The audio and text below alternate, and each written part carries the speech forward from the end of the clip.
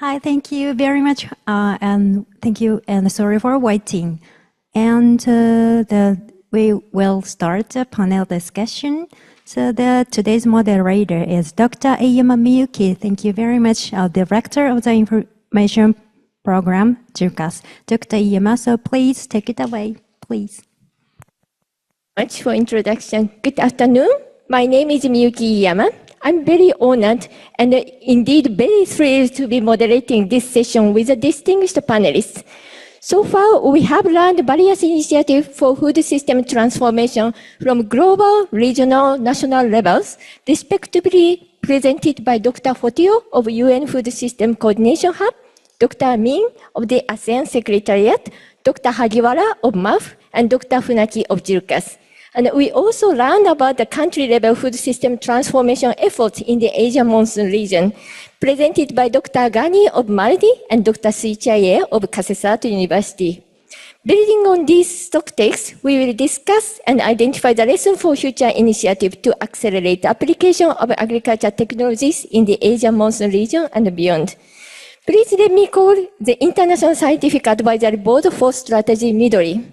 The board members, with their extensive scientific knowledge and experience, have guided the activities of the Green Asia project. So I would like the members to set the scene for this panel discussion. Let me first introduce Dr. Shenggen Fan. He is a chair professor and dean at the China Agriculture University. Having served as the Director General of International Food Policy Research Institute, IFPRI, he has contributed to many international research and development organizations as board members. Dr. Fan, could you provide your assessment of the achievements and gaps of the Green Asia project and share your expectation for future similar initiatives to promote sustainable agriculture technology to build a resilient food system? All right, it's working now. Well, good afternoon. Thank you, Dr. Iyama, for the nice introduction. I have been the International Scientific Advisory Committee board for the last 4 years, and I try to attend most of them, but during the COVID, I think I missed 2 of them because China banned the travel during the COVID very restrictively. So I really learned quite a bit, particularly today's presentation, stock taking. Just a couple of things I should mention, the great achievement. The one is the project really used a food system approach for achieving green development, the Green Asia food system approach. You will see that it's not just production, but also processing. So all the food system approach has been taken. Then I think it's not just the rice, livestock, wheat, and maybe even beyond. So not just the rice that we love to eat here in East Asia. Now, I think the technology category is so important, so nice. 44 technologies that can really be shared, can be learned from let's say the people in the region and probably even the whole world. I'd really encourage all the different stakeholders take a look of the category, whether it's online or maybe through this technology, or this brochure, the 44 technologies. And just after the presentation, we also had a chance to see all these 44 technologies. So it's really wonderful. I think it provided a good model for many other Asian countries to really learn to share. I think yes, it's sponsored by the Japanese government, the ministry, but the lessons goes beyond the country, goes beyond the region. Now, so what's gap? I don't think it's a really gap. It's more what should the project do more in the next phase. The one is, I think in terms of collaboration, I do think the CGIAR centers could be brought in to work with them, because CGIAR is also developing their technologies. CGIAR is also compiling technologies that can be used by the different countries in different regions. So working with CGIAR or maybe other international regional organizations, or even Asian Development Bank. It's also working with IRRI, more on rights related, but I think it goes beyond right. The second is maybe, yes, the first phase really use food system approach We know that food system wanted to achieve better nutrition, better health, good environment, reducing carbon emissions, and more inclusion, resilience. I think the project has done very well in terms of sustainability. I really wish in the next phase, maybe nutrition could be a bit more prominent, nutrition.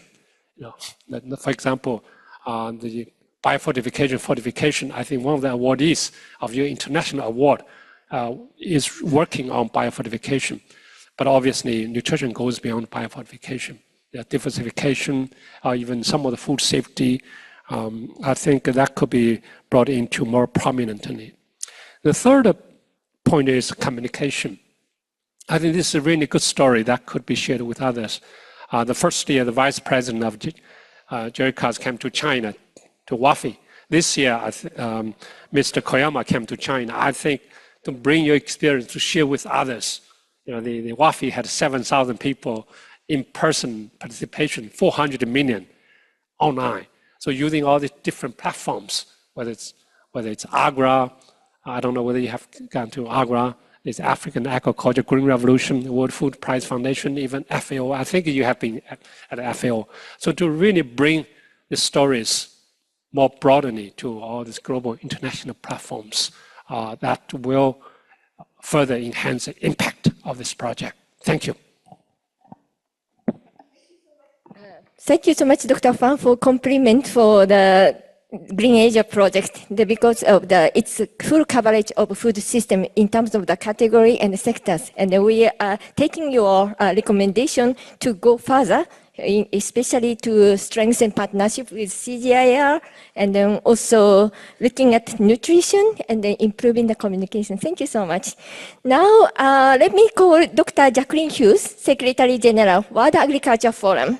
She has played various leadership roles in international agriculture research organizations, including the International Crops Research Institute for the Semi-Arid Tropics, ICRISAT, another CGIAR center, as a former Director General. Dr. Jackie, thank you for attending from UK.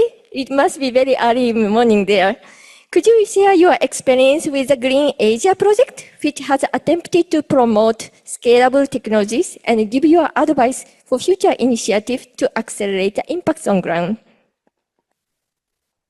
Thank you, Dr. Yama. Well, the project, as Professor Shenggen Fan said, has been going for 4 years and focused on increasing regional sustainable food production, particularly the Asia monsoon region, bringing together the Japanese technologies. And this project has a clear structure, clear goals, and a professional and responsive project management team.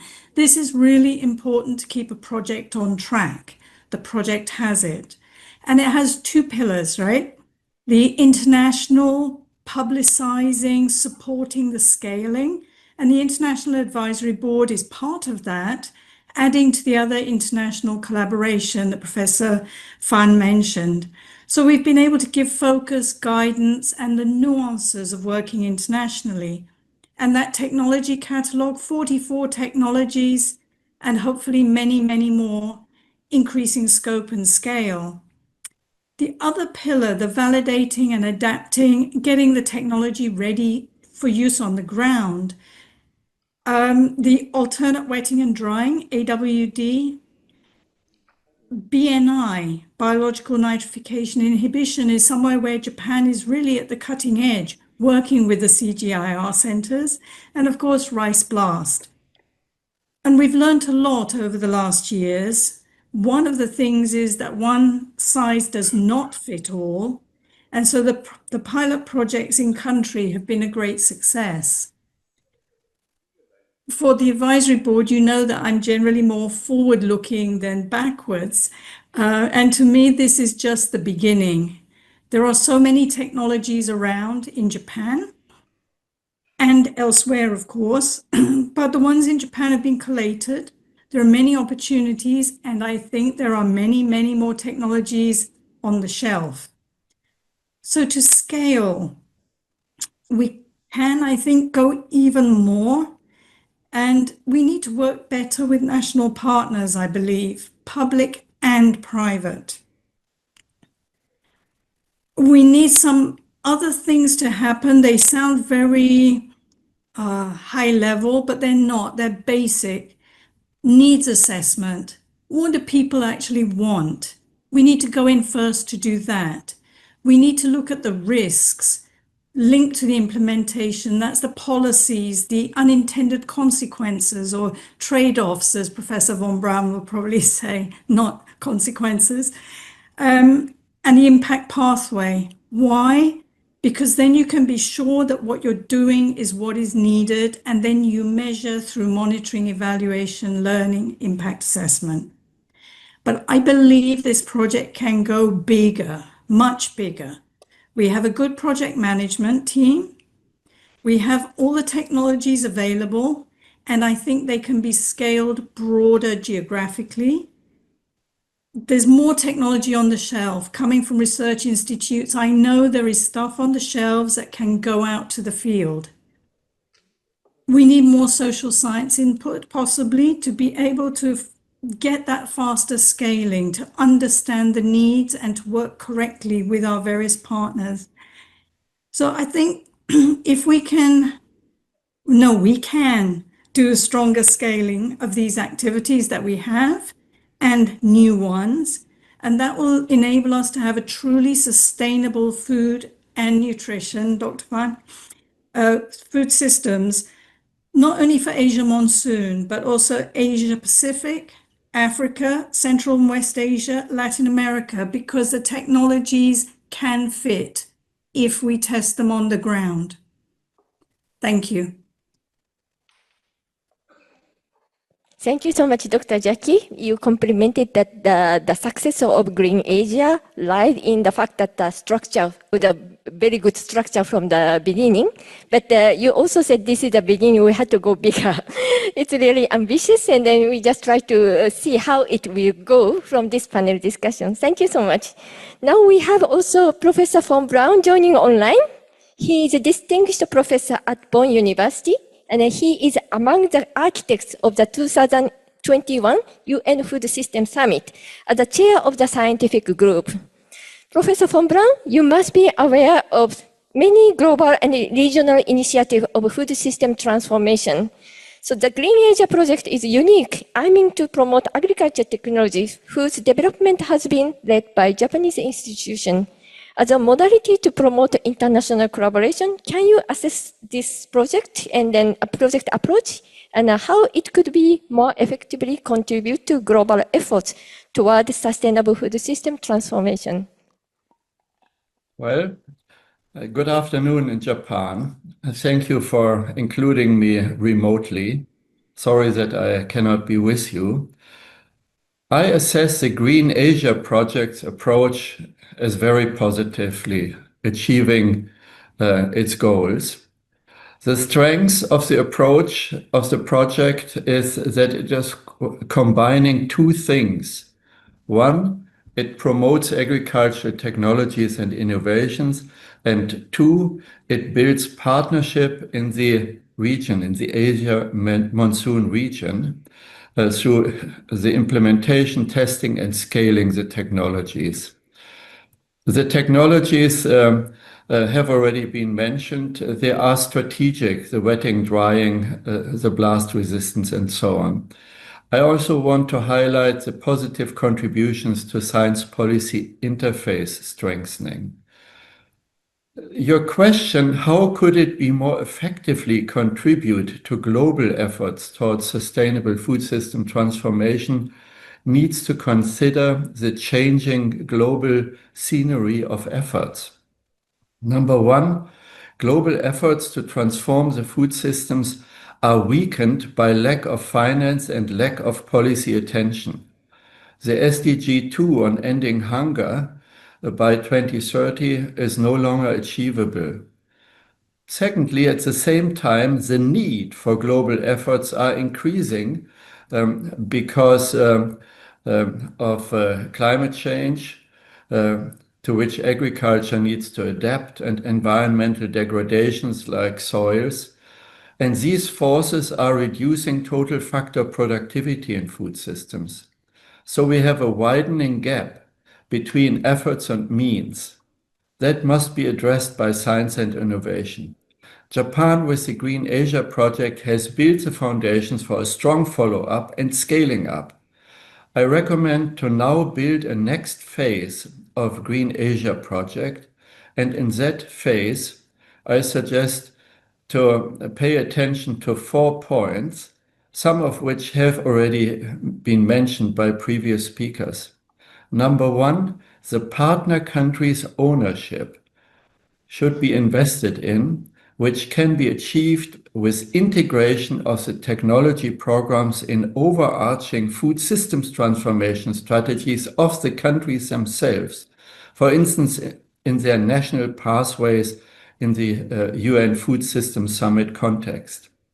So, ownership building. Secondly, a strong monitoring, evaluation, and modeling component should accompany the technology program to set priorities, counting on synergies between the technologies. And I believe there are strong synergies. Third, thinking about a strategic relation with private sector innovators in the region. And fourth, scaling requires finance. So mobilizing finance from and with partners should be part of such a next phase so that it is sustainable in the way moving forward. Thank you again. I'm very positive about the program and wish you all the best with it in the future. Thank you. Thank you so much, Professor von Braun, about your positive feedbacks. But you also mentioned about the challenge, increasing needs and then gaps of the efforts. And then you recommended 4 points: the ownership, and then the strong monitoring and evaluation, and also closing the financial gap, mobilization of the resources. That's what we should look for, and then that requires partnership. Thank you so much. Now we have Dr. Jean Balié of FAO, but unfortunately he's not available, but he has sent video messages. So let us play the video. Good morning. It's a great honor to speak today as a member of the JIRCAS board for the strategy Midori, and to share my reflections on the Green Asia project, a flagship initiative under Japan's Midori strategy. This strategy reflects Japan's strong commitment, not only to greening its own agriculture, but to serving the region and the world. It is a model of responsible global leadership. We live in a time when our food systems are under unprecedented pressure from climate change, biodiversity loss, soil degradation, and water stress. Against this backdrop, Japan's initiative stands out for its clarity of purpose and regional solidarity. It represents exactly what the world needs more of: a science-based, partnership-driven, and globally minded approach to transforming our food systems. The Green Asia project is already delivering tangible benefits across Asia, from water-saving rice systems using alternate wetting and drying, to better nitrogen management through biological nitrification inhibition, and the use of remote sensing and geospatial tools for precision agriculture and crop insurance. These are just examples for what the Green Asia project has been working on. These innovations show Japan's willingness to share solutions that go beyond its borders, building a regional model for sustainable agriculture that other nations can learn from. But we also know that innovation alone is not enough. For technology to achieve real impact at scale, they must be linked to policy action, investment, social adaptation. And that is why I warmly commend JIRCAS for developing and publishing the technology catalog, a concrete and visible success already. Looking ahead, I would encourage JIRCAS to broaden this concept into an innovation catalog, one that brings together not only technologies, but also institutional, policy, market, governance innovations. Take the example of biochar research. It offers strong potential. Yet, affordability, profitability, and methane's trade-off remain challenges. To bridge this gap, we must connect upstream research with social sciences to better understand incentives, perceptions, and behavioral change. Because in the end, people adopt what they believe will make their lives better. The Green Asia project can also serve as a blueprint for holistic research, integrating life cycle analysis, economics, and social dimensions to build a compelling story of impact. This type of transdisciplinary science is essential for turning research into real-world transformation. Another key strength of this Green Asia project is its ability to operationalize food system thinking. Moreover, by linking production, environment, markets, and nutrition, it shows how international cooperation has become something that is not an option. It is a necessity. No country, however advanced, can transform its food systems in isolation. We need to build bridges, share knowledge, and invest together in solutions that are scalable, inclusive, and equitable. As we look ahead, I see the Green Asia project becoming a true vehicle for acceleration, a regional platform supporting Japan's Middle East strategy and advancing global food system transformation. It demonstrates that when science, policy, and partnerships align, we can transform not only technology into real impact, but we can also transform the very way we think, produce, and consume food. That, in my view, will be the enduring legacy of the Green Asia project, a powerful message from Japan to the world. Thank you. Thank you, Dr. Balié. We take your message and maybe try to address it later. Now, let me ask Dr. Fotiou. UN Food System Coordination Hub has been providing countries with systemic, country-driven, customized support in translating their commitment into effective action. Hearing the comments from International Advisory Board, could you contextualize Green Asia project in the global efforts for food system transformation and highlight the aspects which can derive lessons for other regional and global food system transformation initiatives? Thank you very much, Dr. Yama. First of all, it's not a coincidence, I think, but it's a very nice alignment that the two members of the advisory committee of the project, Dr. von Braun and Dr. Shenggen Fan, are members of the scientific advisory committee of the UN Food System Coordination Hub. So that shows actually how much the project is influenced by the global thinking of food systems. And I was really very impressed to read the draft of the Green Asia overall report. So congratulations to Dr. Funaki, Dr. Kobayashi, Dr. Kanamori Ndu, and you, Dr. Yama, for the report. And I took there three messages that I think the project could deliver to the world and could be used for other regions or even at the global level. One of the core lessons for me is that the effective food system transformation depends not only on inventing new technologies, but more on institutionalizing the mechanisms that connect the science, policy, and adoption. So the project is looking to break the fragmented innovations and to aggregate all these scalable success models or technologies and provide it as a package. Just half an hour ago in the next room, I was impressed to see so many different technologies, you know, from using hot water to fight diseases in strawberries, to, of course, to the AWD method that reduces by 41% the CO2, the greenhouse gas emissions. A second lesson, I think, it's about the operationalization of the science policy interfaces.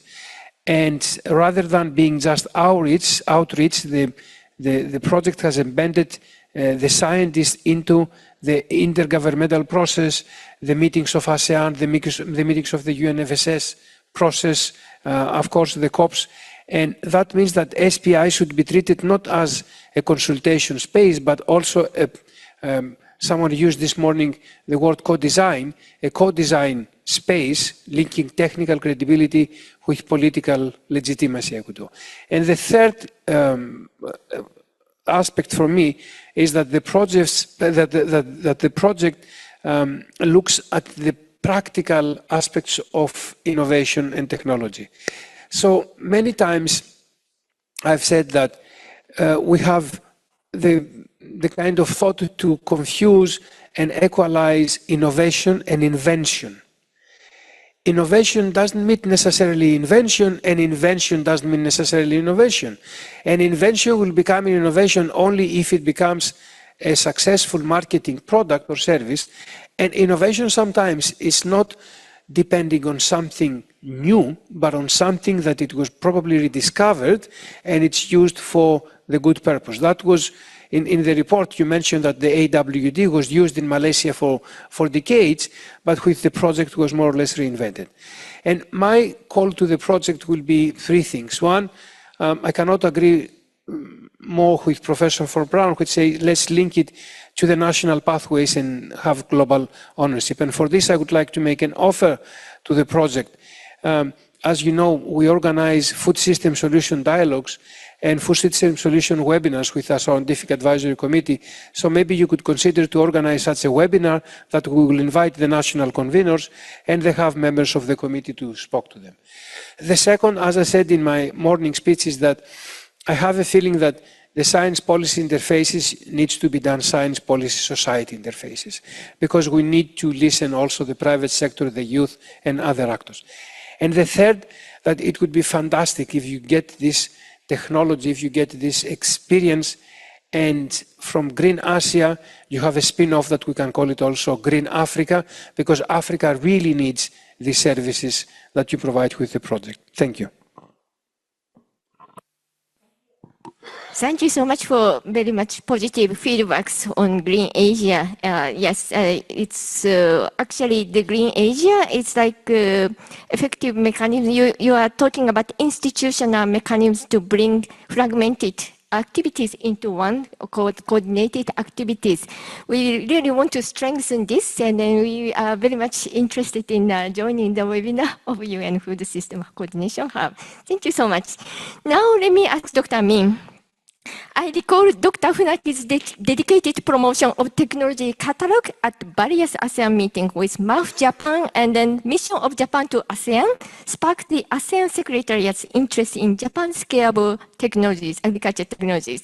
And then the Green Asia project has been given chances. You invited Dr. Funaki and the Green Asia team to ASEAN meetings to introduce the Japanese scalable technology, and some of the technology have been mentioned in the policy strategy documents. So this is a case, I think, where technology catalog became a tool of science policy interface to facilitate the matching of the supply and demand for information of scalable technologies. And Dr. Minh, and can you please provide the ASEAN Secretariat's assessment of the Green Asia project as a focal point of collaboration? And then can you share your expectation for future initiative to scalable agriculture technology in the region to work together with us? Thank you, Dr. Miyuki-san. First of all, when we also discuss and also read the project documents on the Green Asians, I found that I think that around 2 years ago I also look at the documents, right? And I feel that it also exactly reflects what's the needs of ASEAN, right? So as we also know that in the project there are two components, right? The first one also focus on the coordination efforts, in order to promote technology from ASEAN, from Japan to ASEAN, and the second part also related to the practical technologies, right? So for ASEAN Secretariat, when we look at the project proposals, project document, I feel that it also, the need of ASEAN, where the ASEAN also want to also learn from Japan, to see how technology from Japan also can apply to the 10 ASEAN member states. As I mentioned in the presentation, right, in ASEAN now, in 2026 and 30s, ASEAN we also focus on the decarbonization and so application of technologies, especially we also want to focus on the technologies in the ASEAN countries. And I found that the findings as a project 44 technologies, and it also has 3 key technology also applies in the paddy rice sector, for instance, and WD also important for the reasons. In ASEAN now, so we try to promote the regenerative agricultures. And in the regenerative agriculture, three aspects will be focused on. The first one, we want to enhance the soil health. The second, also water management. And the third one, also focus on biodiversity. So I feel that's the outcome of the project, right? Also address the needs of the country. You also focus on AWD, right? And which also be discussed in ASEAN.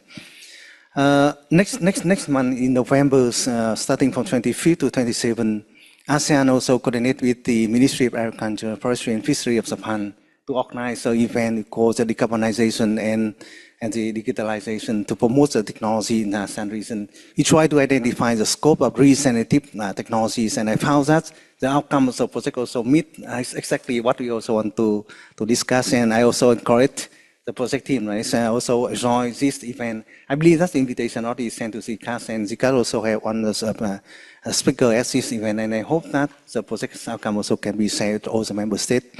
Again, here, in post-2025, as I also mentioned in my presentation, ASEAN will focus on 5 important aspects. The first, regenerative and sustainable agriculture. So I believe that the project also have some technologies to support the region, right, in order to increase the productivities and also reduce the cost. But the key thing here is the coordination. Because we already have technologies. If we look at the food system alone, right, agriculture is alone cannot also meet all the needs of the member states and the whole the trends. But because I also want to mention here, in the whole food system, we also need to have different stakeholders, right? So including the government, including the private sector, researchers, for instance, and of course, JIRCAS in that process also plays a key role when you also work on the technology, right? Also brings technology from Japan to work to also apply in the ASEAN countries and then try to adapt the technologies. So again, here, right, the coordination will be very important because without the coordination, right, without different the participants from the different stakeholders, I think that we also need to think about in the second phase in how to include all the stakeholders, including governments, private sector, researchers, and all the farmers. Because the farmer, I think that also plays a key role there. Youth people also one important thing, right? Because without the youth, it's also quite difficult to apply the technologies, right? And this morning, I also think that we also have we also observe the what for young people, right, to get lots of technologies, and they also do the research on technologies, and how to engage the youth people, young people to the project. I think that also we need to also further discuss in the second phase. From ASEAN, right, we have different working groups. For instance, we have working group on forestry. We also have working groups on crop, livestock, and fisheries, and we also have working groups on agricultural research and development. So we also invite, right, JIRCAS, because the working groups have an annual meeting. Every year they have an annual meeting to discuss and exchange the technologies, the challenges, and also the opportunity for us to also promote the technology in the country level. So we would like to also invite JIRCAS to be the permanent agenda of ASEAN to discuss about the technology from ASEAN and how this also can be applied across different sectors. So again here, right, the project or the aim in 2 things, right? The first one is the coordination in getting different stakeholders there. And the second thing is to bring the innovative technologies to the ASEAN region. So we appreciate and also thanks JIRCAS again for your great efforts to bring this outcome of the project to the ASEAN countries. And I also would like to also announce that's right, because you see that is also under the ASEAN-Japan Midori Cooperation Plan. When I look at Annex 3 of the document, right, of the cooperation plan, there are lots of technology from JIRCAS and also from ASEAN member, from Japan. Also, put already there. So the problem here is how to scale up, right? How to roll out all the technology to ASEAN region, and we are very happy to be one of the, one of the stakeholders to work with ASEAN and also to bring the technology to the ASEAN country in the post-2025. Thank you. Thank you so much for the great compliments and then many messages, but I can take a few keywords the coordination to include so many different stakeholders, including industry, private sectors, along with government and researchers. And also I pick up the word co-learning and co-designing. And then Japan and ASEAN have common interest in decarbonizing the food system in sustainable ways. So we can do a lot of things for the future collaboration. Thank you so much. Now, we welcome some new faces. First, please let me introduce Mr. Satoshi Nozawa. He is Director, International Research Collaboration Division, Agriculture, Forestry and Fishery Research Council Secretariat of MAF. And the Research Council Secretariat guides the activities and the strategy of JIRCAS. Therefore, he is among the key personnel for JIRCAS and then future of Green Asia project, the post-Green Asia project. Mr. Nozawa, can you provide MAF's feedbacks on the Green Asia project as a science policy interface? And can you also present its plans to support similar initiatives in the Asian monsoon region and beyond?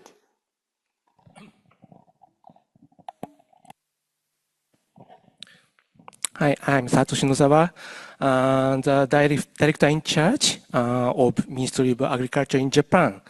Firstly, I'd like to express my respect for JIRCAS for great achievements in advancing this project. And actually, so I'd like to explain firstly about the Japanese new agriculture policy, new plan for the reference of the next step of the Green Asia project. The basic plan for food, agriculture, and rural area, that is the fundamental agriculture policy, was revised last April. And regarding the international agricultural research, this plan states that strengthening collaboration with foreign government and overseas research institution is critical for advancing development and dissemination of agricultural technologies, addressing global challenges such as food security and climate change. And the new plan also says that in the Asian monsoon region, using the framework of the ASEAN-Japan Midori Cooperation Plan, Japan expands the demonstration of the Japanese advanced agricultural technologies, especially the 44 technologies in this catalog. And in collaboration with partner nations.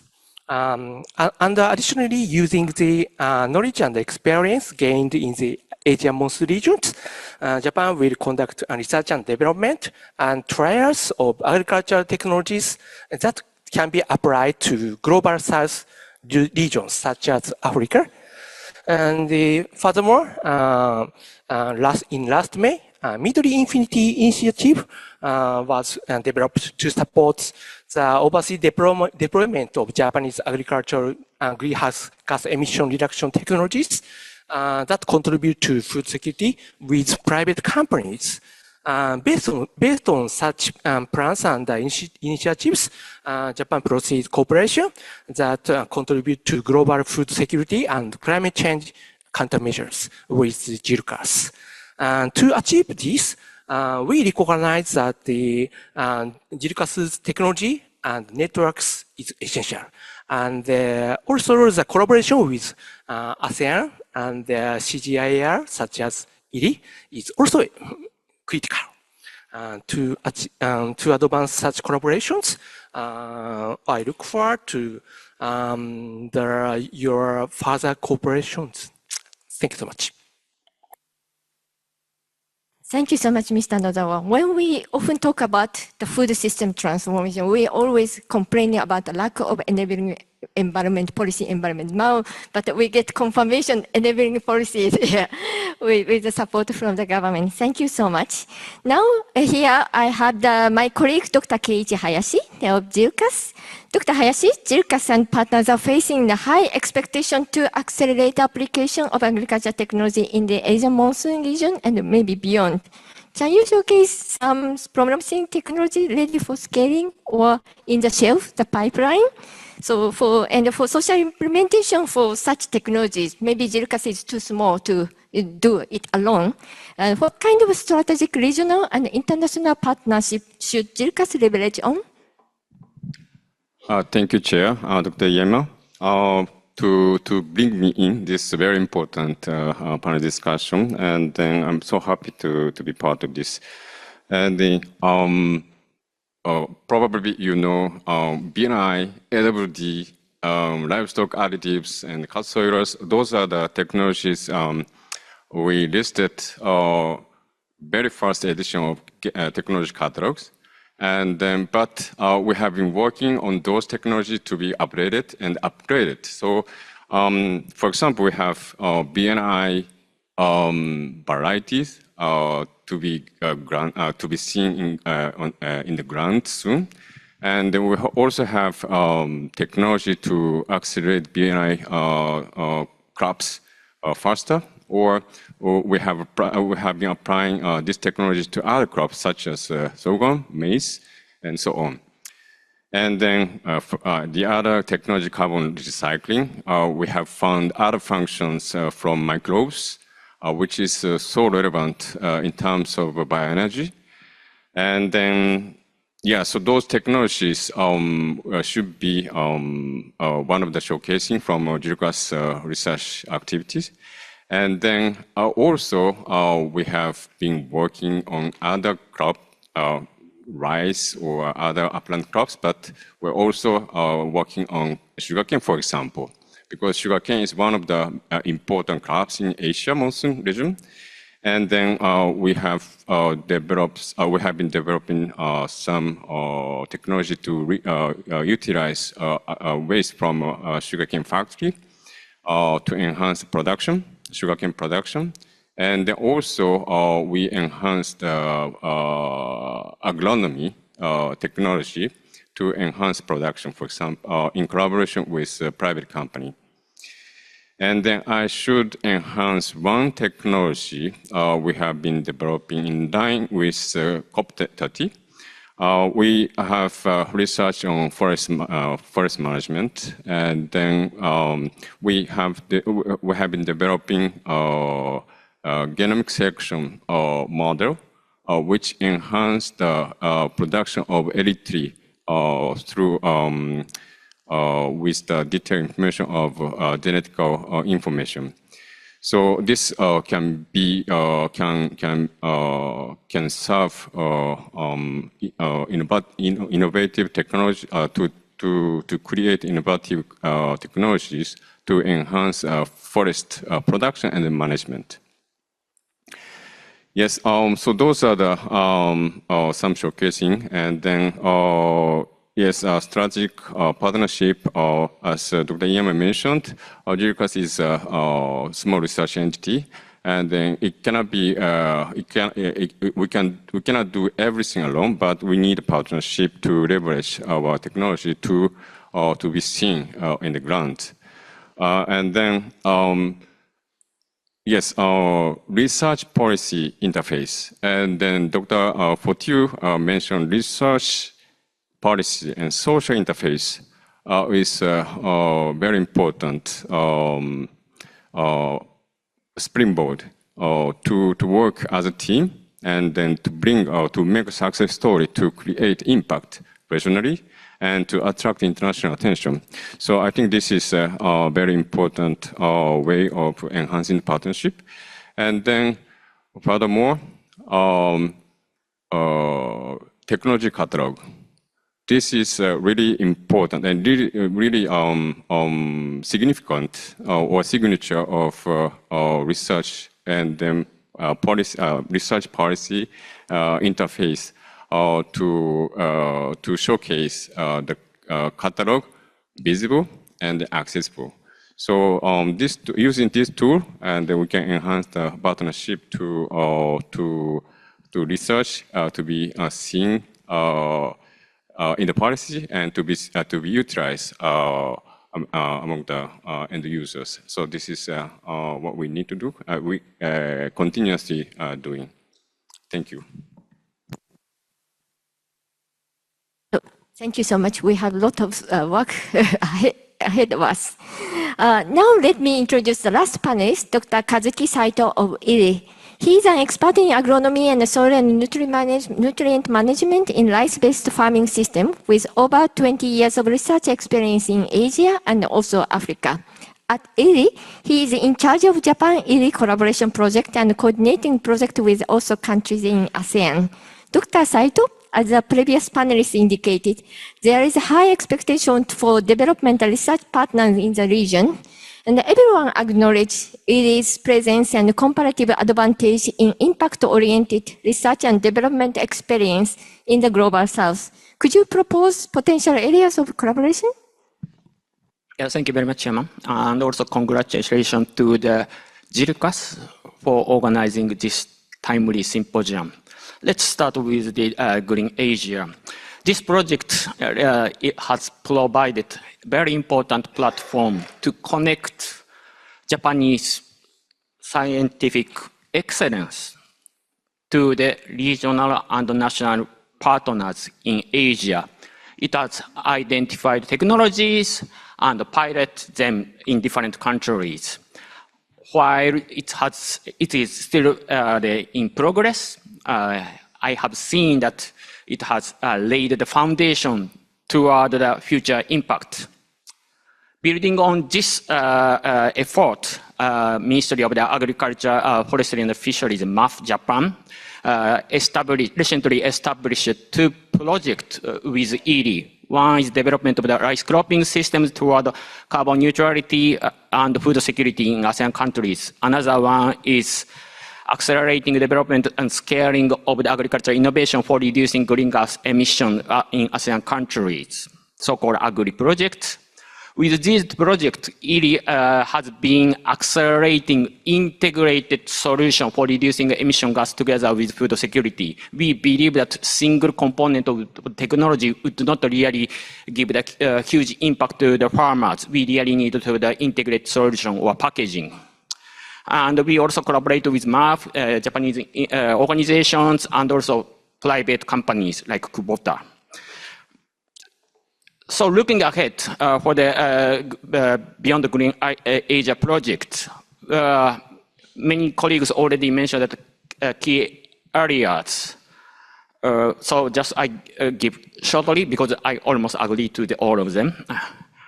So to move from innovation inventories and the piloting to the large-scale application, this is important. So I have around 5 points here. First, identifying the innovation, which innovation are ready for which countries, which conditions. All technology cannot go to the everywhere, right? So we need to identify areas. Then another one is the generating scientific evidence on the impact of such interventions in real farmers' fields. Then third point, many people already mentioned, we need to have scaling partner, private company or government extension systems, those who will really disseminate the innovations. Without them, our research would not fly. Then also, I want to emphasize strengthen research on social science. We have a lot of things to do. Business model, incentive mechanisms, policies. These are really key if you want to have the scale and the impact. Then lastly, previous panelists already mentioned monitoring system is crucial. How you can monitor cheap way and quickly for the progress in the interventions in different countries. So in this area, it can play a complementary and catalytic role with our extensive network in Global South and long-standing collaboration with Japanese research organizations. We can help accelerating the deployment of the Japanese technologies together with our technologies across Asia, even into the Africa. Finally, I also emphasize importance of the people. We have seen fewer Japanese involved with international organizations. I am the only one person working for IRRI as a Japanese. Through collaboration with MAF, JIRCAS, and other organizations, we hope that nurture a new generation of Japanese researchers who will continue Japanese legacy of scientific leadership and contribute to global agriculture innovation. Thank you. Dr. Saito. Actually, I think today's audience, I hope some of them are from the university graduate students. They may be interested in, having career in the international organization like CGIR. And then if you are just, collaborating with JIRCAS, we are open to this kind of, international collaborative network so that Japanese teams can also join in the international scientists and then other stakeholders to do this transformation as a partners. Thank you so much. Actually, the time is running up, but I just try to have a little bit more, comments from the panelists. Yes, actually, we are discussing how to accelerate application of sustainable agriculture technology to build a sustainable food system. And apparently, all the panelists are very much positive about Green Asia's experience in terms of the dissemination of information on scalable technology and the science policy interface. But the reality, we have to really look at the impacts on ground. So there are a few issues, maybe like Dr. Balié and other panelists was mentioning, deployment of technology may be not enough. Maybe institutional innovation is a way to go. Maybe I would like each panelist to make a very short comment on what do you think about institutional innovation to make really food system transformation happening. Maybe can I ask Dr. Jackie maybe first, and then Dr. von Braun, and then maybe I take from here, and then ending with Dr. Fotiou. Institutional innovation is a very big area. I'm very pragmatic and there's a lot of things we should could change to improve uptake of technologies. And I think one of the key things is in ourselves. We need to be sure that whatever we're proposing will give an advantage. If there's an advantage, the technology will be pulled, which is a lot easier than pushing it. And so for me, the institutional innovation at the high level is also in our own mindsets. We don't have the solution for everybody. We need to make sure that the solutions are adopted, and to do that, they need adapting. That can only be done with our partners. They have to see the advantage of the technology. So I think it's at that level, not only for ourselves as researchers, but also for the recipients who should be co-designing with us for the adoption of the technologies. Thank you. Thank you so much. Now, Professor von Braun. Thank you for raising this important question. An important Japanese scholar, Professor Yujiro Hayami, 3 decades ago, developed the theory of institutional innovation. And he identified that relative prices drive institutional innovations. So institutional innovations is not just something of let's do it, but it is a function of how scarcities in the markets are enforcing and calling for institutional innovations. So it is endogenous, as we call it. And the JIRCAS initiatives on technologies have impacts on prices, and thereby my appeal is don't separate technology here and institutions there. They need to move together, and the theory says they will ultimately work together. So we fondly remember Professor Hayami. Thank you. Thank you so much to mention about Professor Yujiro Hayami, Japanese genius, to remind us of the endogeneity of institution and technology. Thank you so much. Now, Dr. Hayashi.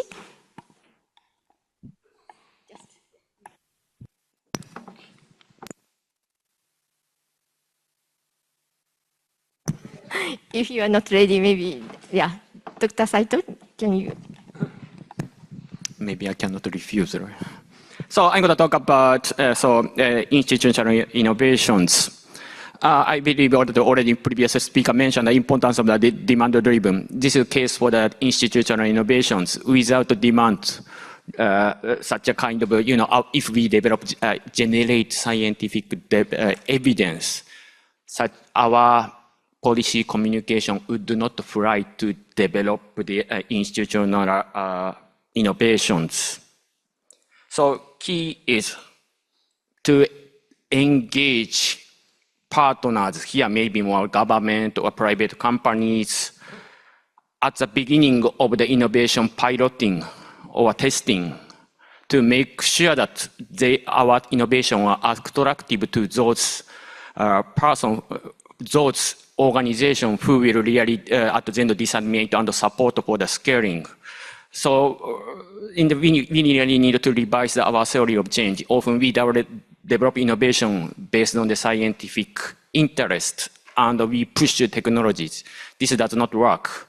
We really need to sit down at the beginning together with multiple stakeholders who will really would show the interest in our intervention together with the institutional arrangement.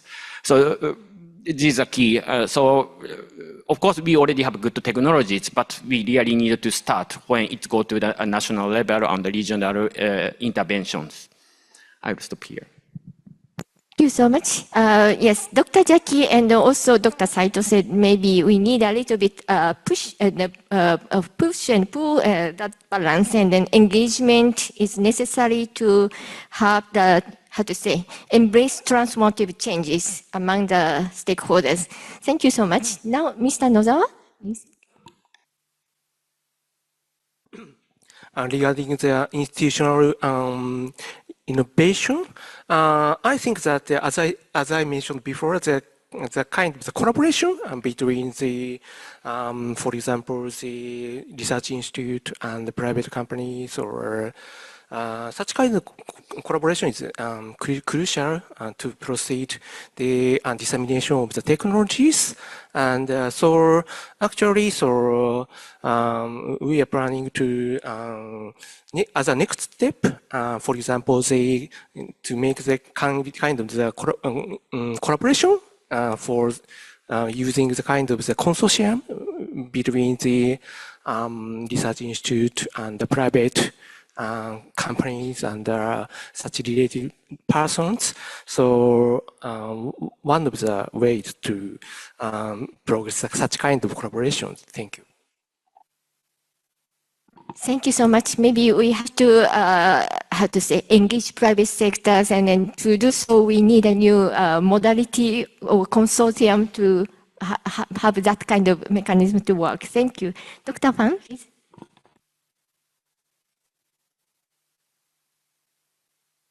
Yeah, I think new institutions are already emerging in the region, and probably even in Africa, in other regions.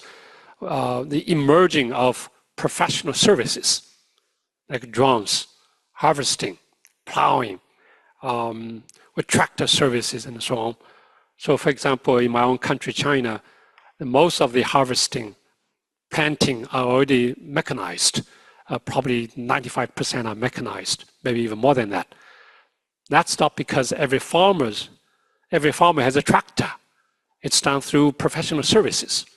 So it's emerging, and these professional services can really adopt certain technologies.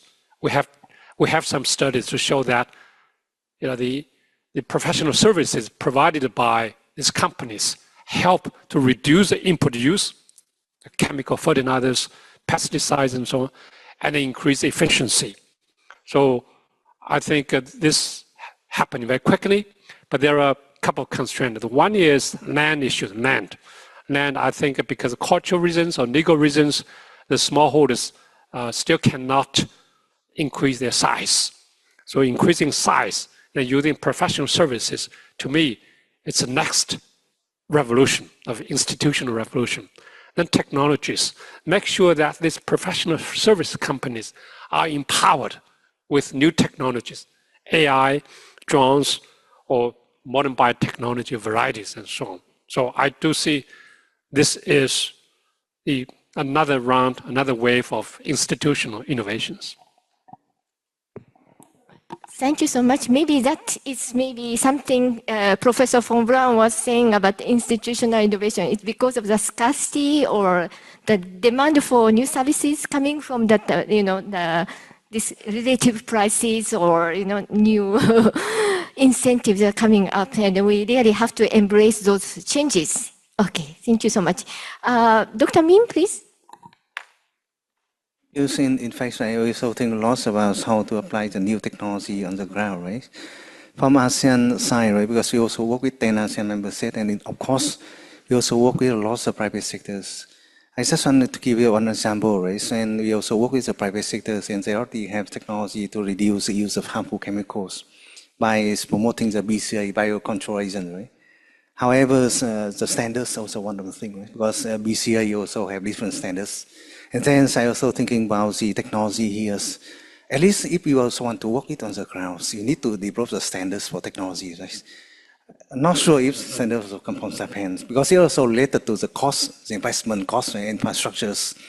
So in this case, right, I think that's in order to have some effective application of the technologies on the ground in ASEAN member state, at least we also have to see the feasibility study on the ground first, right? We select the commodity, for instance, if we focus on rice, cassava, sugarcane, so some kind of commodity in the ASEAN regions. So based on the priorities, based on the key product of ASEAN, I would suggest that we also come to the countries, identify the commodity, and also identify the technologies that can apply to the country, to the regions. And then, right, through the technologies, through all the information there, in ASEAN, we also have the working groups on trainings and extensions. I particularly also focus on the extension service because at the country levels, country like, for instance, Vietnam, right? The extensions network is quite important because they are the one to also introduce new technologies, new CAP, good agricultural practices to the farmers. So if the farmers, the people also understand the technologies, and if the governments also have good policy for investment, it will be one of the good factors in order to promote the technologies in the country levels, at the country levels. As a reason, right, as ASEAN also comprise 10 ASEAN member states. So if you apply technology in Vietnam, it may not be feasible, say, applicable to the country like Thailand or Singapore. For instance, Singapore is very minor. But if you also apply to Cambodia, Sulawesi, for instance, right, it will be a challenge because the standards are also different, the process also different. But the key is important thing here, right? If the technology also focus on increase the productivity in a sustainable manner, reduce the use of harmful chemical, for instance, and promote the BCA, I think that is also a chance. I just want to say to you that now in ASEAN, right, we also developed the standard for organic agriculture. And if the second phase of project also focus on how to promote the standard for organics, how to set up the certification and accreditation system, right? I think that is also one of the good directions that we also want to work with Japan, focus on organic agriculture and in sustainable development. Thank you. Thank you so much. I understand that this International Advisory Board has been always advising us, the food system have a lot of externalities, hidden costs. So that is what we have to tackle. And then it was, maybe private sector couldn't, take care of these externalities. But now we have private sectors very much keen to be part of this food system transformation. But for them to come to work for food system transformation, they need standards. They need also, the present that what they are doing is, good. And then this has to be reflected in their value. So when we have to involve these private sectors, and even organic farming certificate standards, we have to work together to look into that aspect. Thank you so much. Maybe the last comment for Dr. Fotiou. Thank you, Dr. Yama. I want to focus on three aspects of the institutional innovation. One for me is the realization that according to at least my view and my knowledge, institutional innovation needs a disruption process. And this disruption process should be a creative disruption. But institutional innovation is not just marginal improvements, it's something new. very new. And I think this is why it's not happening, but that will be my last point. My second point is that I agree very much with Professor von Braun, which says we get the signals, we can get price signals. What I'm afraid is that we are in a situation today that we have seen these price signals. I mean, what's happening with the food cost and the burden to family budgets, especially in developing countries, is amazing, but nothing is happening. I mean, the institutions remain there, and actually, and we need to understand that when we talk about institutions, we don't talk only about public institutions. We talk about the corporate sector, we talk about other institutions. But these institutions, they don't changing at all. Why they don't changing? Because they are based on vested interests. And anytime I talk about vested interests, they say, oh, how you say this? This is foul language, you know? And I want to tell you that FAO has done an amazing report on the future of food and agriculture that says that if we do not overcome, and I quote now, if we don't overcome vested interests and reconcile different visions, we will not be able to have a sustainability path. So my last point is that we really need to address this vested interest, identify the trade-offs, and make some choices. And these choices need to be informed, of course, by science.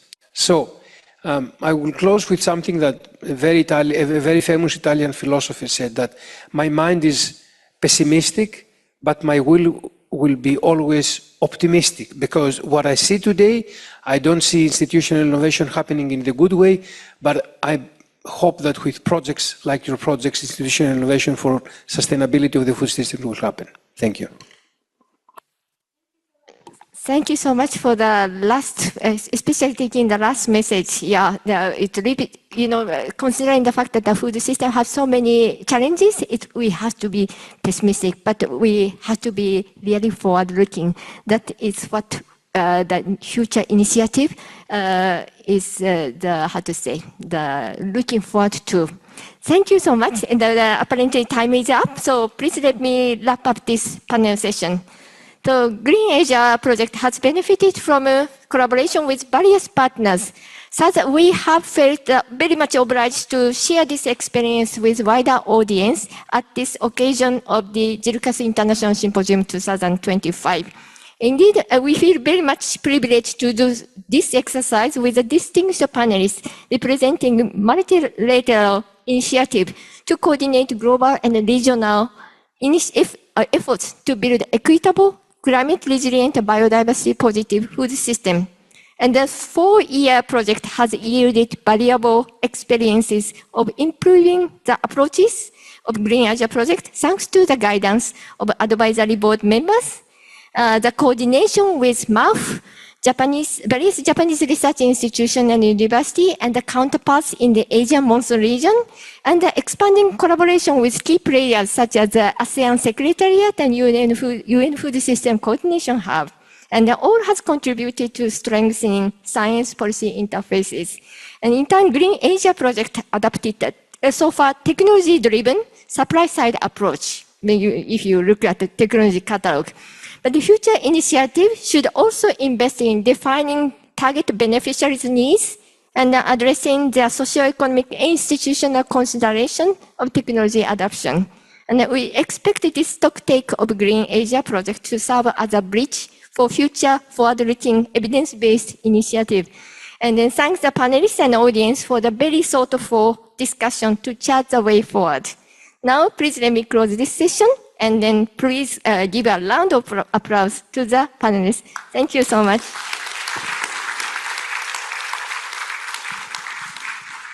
And thank you very much, Dr. Iyama and all the panelists. Thank you very much. Please give them a big round of applause once again. Thank you very much.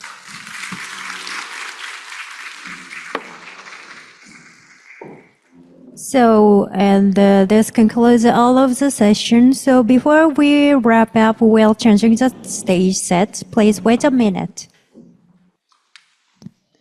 Thank you very much for waiting.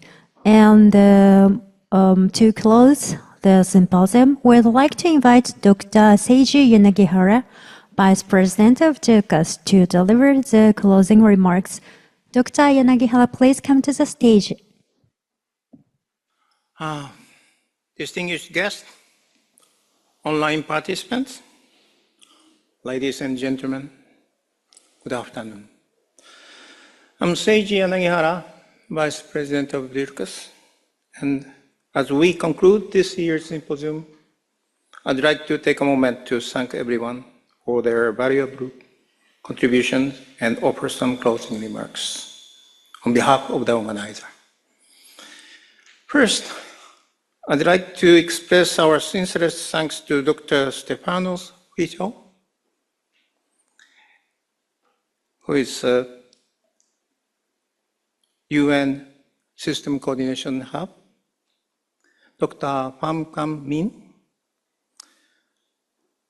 who is from ASEAN Secretariat, Mr. Hideki Hagiwara, Counselor at the Ministry of Agriculture, Forestry, and Fisheries, Japan, who gave their keynote speeches today, and to all other speakers, and as well as to all the participants. The JIRCAS International Symposium aims to highlight challenges facing agriculture, forestry, and fisheries in developing regions, and introduces the activities of JIRCAS and its partners, while providing a forum for the exchanging of opinions. The Green Asia project, coordinated by JIRCAS, has been the first initiative aimed at accelerating the transformation of local food systems by actively promoting the dissemination of information on scalable technologies, those developed by Japan's national research and development agencies and universities to achieve productivities and sustainability, and are applicable to the Asian monsoon region. The technology catalog born out of the project has proved useful in terms of both improving the visibility of all Japan efforts to transform global food system and promoting science policy interface significantly through its introduction at international platforms such as UN Food System Summit Stocktake, COP, the World Food Forum. The project has also conducted field trials of the selected technologies with JIRCAS partners in Asia monsoon regions. It is worth mentioning that the International Scientific Advisory Board has guided the activities of the Green Asia project from the beginning, and reminded that social implementation of technologies can be achieved not so much through the mere provision of technology information alone, but through the importance of interventions that induce institutional and behavioral changes as a result of considering the needs of beneficiaries and the local socioeconomic policy context. We deeply appreciate their contribution. To reiterate, the experience with this project and even this symposium had taught us many valuable lessons, not only about the importance of the science policy interface in food system transformation, but also about the need to consider institutional innovations from the perspectives of beneficiaries in social implementation. Now, I'd like to close remark by expressing my heartfelt gratitude to MAP, the National Agriculture Food Research Organization, NARO, the Japan Fisheries Research and Education Agency, FRA, the Forest and Forest Product Research Institute, FFPRI, and the Japan Intellectual Support Network in Agricultural Sciences, JISNAS, for their generous support to the Green Asia project, including their cooperation for this symposium, their contribution to the technology catalog, and their commitment to the International Advisory Board as observers. Finally, my appreciation goes to everybody involved in the planning and execution of this momentous event. Thank you very much.